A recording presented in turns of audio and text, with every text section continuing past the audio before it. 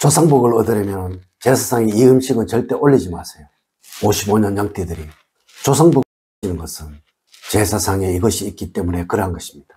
이 조상복은 우리가 가질 수 있는 세 가지의 후천운 중에서 가장 중요한 하나입니다. 풍수에서는 조상은 돌아가신 뒤에도 반드시 55년 양띠들에게 음으로든 양으로든 영향을 주고 있다고 말을 하고 있습니다. 과거 명당에 묘를 쓰면 후손이 번창한다고 하였고, 평당에 묘를 쓰면 후손이 멸문을 하기도 한다고 말을 하였다는 것이죠. 풍수지리라는 학문은 바로 이런 학문입니다. 조상을 잘 모시고 나의 상화를 바르게 하고 또 후손의 교육을 잘 시키면 그 집안이 번영을 하게 되고, 그리고 그 번영이 계속 이어지게 되는 학문이라는 것이죠. 이렇게 하셔야 조상복을 받을 수가 있습니다. 그 조상이 여러분들에게 복을 주는 것이 바로 제사상을 바르게 차리는 것으로부터 시작을 한다는 것이죠. 하지만 분명 여러분들은 지금 말씀드린 이런 것들을 제사상에 올리고 계셨을 것입니다. 이것이 여러분이 조상복을 얻지 못하였었던 것입니다. 우선 영상을 시청하시기 전에 좋아요, 구독, 알림을 부탁드립니다. 제가 이 영상을 제작하는데 큰 힘이 되는 것은 물론이고 다음번 영상들도 여러분들이 편안하게 받아보실 수가 있을 것입니다. 여러분 반갑습니다. 모모도도입니다. 여러분, 우리는 늘 이런 착각을 하고 살아갑니다. 나만 잘나면 성공할 수 있고 또 부자가 될 수 있으며 그리고 행복도 얻을 수 있다고 말입니다. 만일 그렇다면 대학 교수들은 다 부자이어야 하고 또 정주영 회장님은 아주 가난뱅이여야 되어야 하겠죠. 이 말대로라면 수많은 재벌 회장님들은 다 가난했어야 하며 또 지금의 그 후손들은 절대 그 부를 잃지 않아야 합니다. 하지만 현실은 그렇지가 않죠. 많이 배운 사람들이 큰 실패를 하여 주변 사람들을 망하게 하는 경우가 정말 많습니다. 55년 양띠들, 조상복을 얻으셔야 합니다. 그런데 조상복을 얻는 방법에 관해서 너무나도 모르고 계시다는 것이죠. 자, 이것이 바로 여러분들이 조상복을 얻지 못하셨던 그 원인입니다. 첫 번째, 복숭아는 절대 제사상에 올리시면 안 됩니다. 이 복숭아는 귀신을 쫓는 과일입니다. 과거 우리 고택들 그 어디에서도 집안에 복숭아 나무가 있는 건 그 어디에도 없다는 것이죠.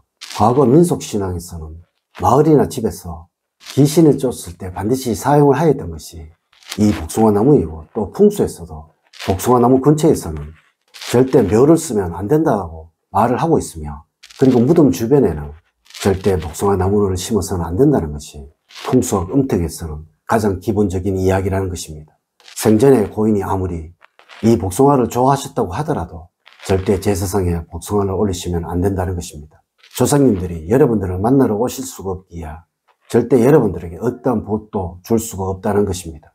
두 번째, 마늘이나 고추, 파는 제사상에 올리시면 안 됩니다.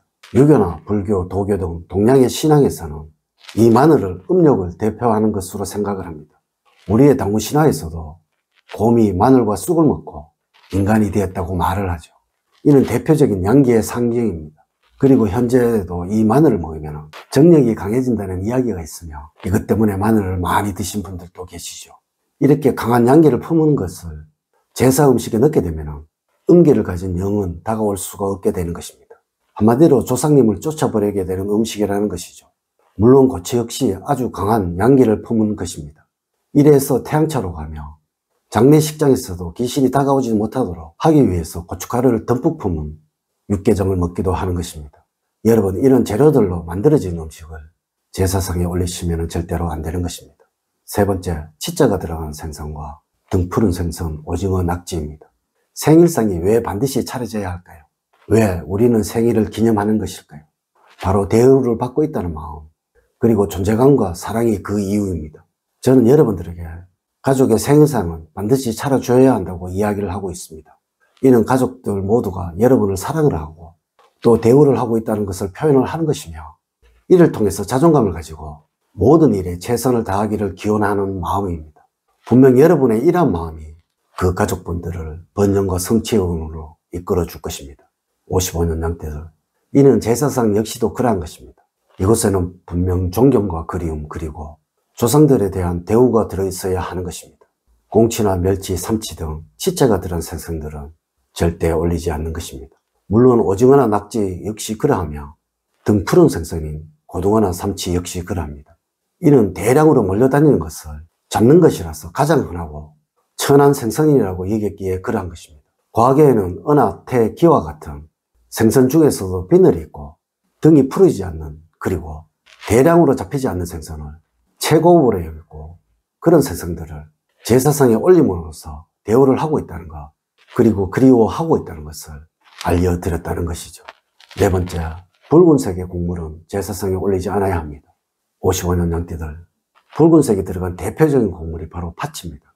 동짓날에 팥죽을 먹는 것은 음기가 가장 강한 날인 동지야 이 양기 곡물이 팥으로 조화를 맞춘다는 의미도 있지만, 사실 이 동지는 귀신들이 가장 많이 돌아다니는 날이라고 하였고, 이 팥이 귀신을 쫓는 곡물이기에 귀신들이 다가오지 못하도록 만들기 위해 그러했던 것입니다. 아마 동짓날이 되면 팥죽 한 그릇 해서라는 말을 많이 하실 것입니다. 이렇게 붉은색이 들어간 것은 과일을 빼고는 무조건 피해야 한다는 것입니다. 조상님들이 여러분들의 융숭한 대접을 흐뭇하게 잘 받고 돌아가셔야 음덕을 줄 수 있는 것입니다. 다섯 번째, 막걸리, 소주, 과일주는 올리지 말아야 합니다. 제사상에 올리는 술은 무조건 순수한 쌀로 빚은 곡주여야 하고, 또 반려주여야 하며, 또한 탁한 술이 아니어야 합니다. 경건하고 맑은 술, 즉 청주 같은 것을 올리는 것이 원칙이라는 것입니다. 물론 지방 고유의 전통주들도 가능합니다. 막걸리 같은 것은 안 된다는 것입니다. 하지만 정말 많은 분들이 막걸리, 포도주, 볶음자주 같은 과일주를 제사술로 사용을 할 것입니다. 이것은 절대 안 되는 것입니다. 여섯 번째, 제사상을 차리기 전에 청소를 하셔야 합니다. 제사상 근처에 절대로 있어서는 안 되는 것이 바로 머리카락입니다. 물론 이 머리카락이 귀신을 쫓는다는 말도 하기야 그러한 것이지만, 사실 이것은 소원한 마음인 것입니다. 정성인 것입니다. 음식을 준비하면서의 정성, 그리고 음식을 차리면서의 정성이 바로 존중이고 대우인 것입니다. 여러분, 제사상을 차리기 전에 반드시 깨끗이 청소를 하셔야 합니다. 그래야 여러분들의 정성과 염원이 조상님들에게 제대로 전달이 되어 조상복을 제대로 얻게 될 수 있는 것입니다. 일곱 번째, 제사날에는 가족 간의 갈등을 보여서는 안 됩니다. 요즘 뉴스를 보면 매일 나오는 것이 대권 다툼을 이루는 정치인들 간의 갈등입니다. 여러분들은 이 사람들을 보시면서 과연 무엇을 느끼나요? 아마 누구라도 이 사람들을 보면서 도와주어야겠다는 생각은 하지 않으셨을 것입니다. 조상님들도 역시 그러한 것입니다.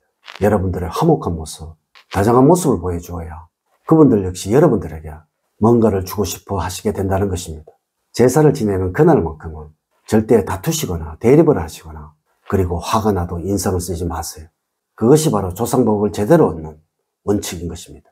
55년 양띠들, 오늘은 제사상을 차리실 때 절대로 올리면 안 되는 음식에 관해서 말씀을 드렸습니다. 오늘 알려드린 이야기들을 꼭 명심을 하셔서 항상 조상복을 얻으시기를 기원을 드리면서 오늘의 이야기를 마치도록 하겠습니다. 저는 늘 여러분들 가정에 사랑과 행복이 넘치는 삶을 만들어 드리도록 노력을 하겠습니다. 오늘 긴 시간 시청해 주셔서 감사드립니다.